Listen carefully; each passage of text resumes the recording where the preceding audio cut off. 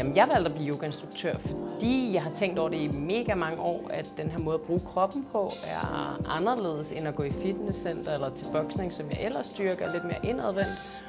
Og så tænker jeg, at det der med at kunne guide, jeg ser det som yoga arbejder indefra, hvor meget andet træning arbejder udefra.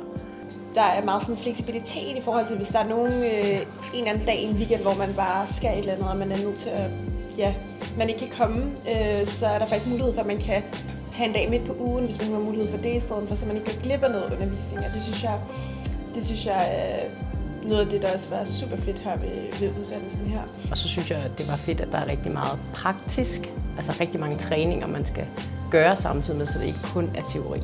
Det betyder sindssygt meget for mig i hvert fald, fordi jeg lærer mere gennem kroppen, end bare ved at sidde og læse eller lytte. Enig. Ja. Og der er meget fokus på det her med at lære at bruge sin stemme rigtig meget fra starten af, som er en af de ting, der er allermest grænseoverskridende ved